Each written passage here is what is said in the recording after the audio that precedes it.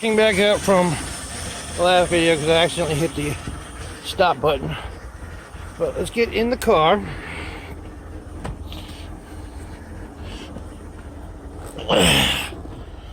Okay.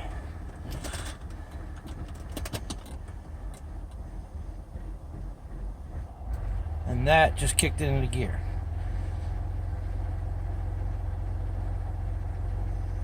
So, let's see if I can get back here.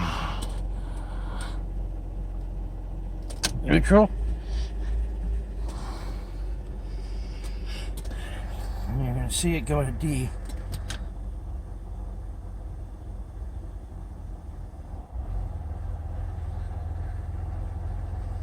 And you see where it's going along. That kind of, it's in gear now, like it'll move now.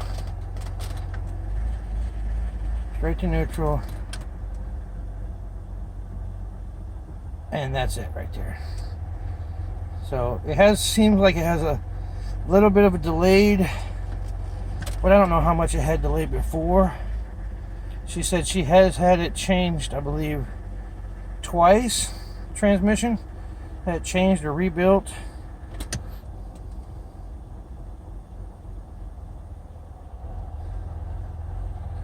And there it's in gear. You can, I don't know if you can kind of hear it. I'm gonna stick the mic underneath the car, and I'm gonna switch it from drive to neutral, and you can hear the whine come back a little bit.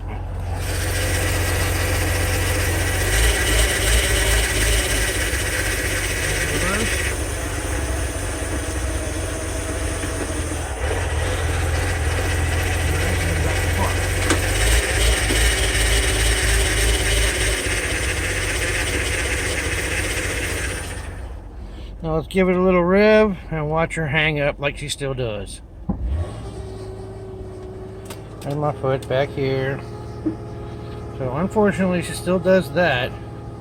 And I still haven't given up. I'm still trying to figure out what that is. But it even climbs for a little bit. But then drops down all by itself. And then it still drops down one more time from there down to about 650, 700, maybe 750 idle. So still got a couple demons to exercise from her, but we're getting it there. And there it clunks in. So there is a little hesitation. No hesitation from reverse to neutral at all, or drive to neutral, but slight hesitation, like it has to build up pressure or something. Like, I don't know. I know that having too much fluid in a automatic transmission is as bad, if not worse, than too low of a fluid. But I'm not a transmission rebuilder. I'm not a guy. I don't know that much about trans. I know a little bit about them, but I don't know that much. But it does seem that having too much fluid was making a bad sound in this car. And it's almost gone by letting some of the fluid back out.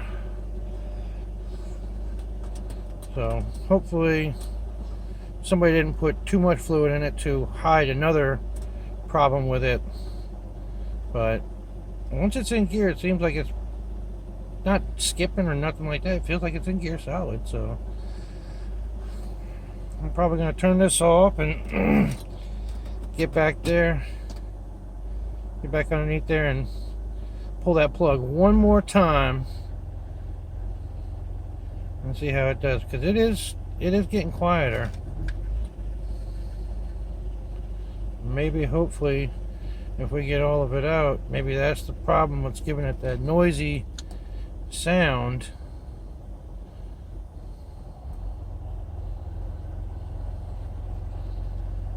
Yeah, so you can see in here when it does actually get into gear, it's not really a clunk. It's not solid, but you can hear, you can definitely feel when it's not grabbing and when it is grabbing. If you were to give it gas, if you were just to shift it or put it in gear and then hit the gas, it'd probably neutral drop. See, there's our normal idle in gear.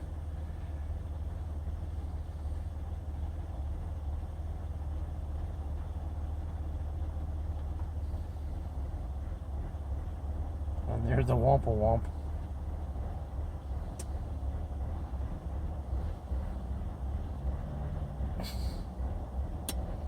I don't know if you can hear it, but I know you can see it. I'm holding the camera with my hand and I'm holding my pinky on the steering wheel.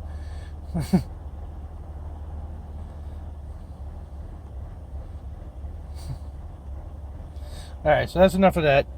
Gonna get back underneath there. Try to let more fluid out. See if it's full yet, or if it's to its level yet, or if it still needs me to let a little bit out. Now, also, the reason why it keeps letting more out is because as the transmission fluid gets warmer, the level goes up. That's why if you ever check a transmission dipstick, it has a cold range and a hot range, and the hot range is much higher up on the dipstick because it's something about the fluid, it just expands that much. So that's why they tell you to check it when it's hot and not when it's cold, so that way it's not overfilled and all this other mess. So I know we're up to a temperature, and we've already let pretty much, I mean, I don't know, I haven't measured yet what's in that pan, but I'd say it's close to a quart. Maybe even a little bit more, maybe close to a quart and a half. I don't know yet. Like I said, we're not exactly done with everything, so we'll get back underneath there, try one more again, and see what happens.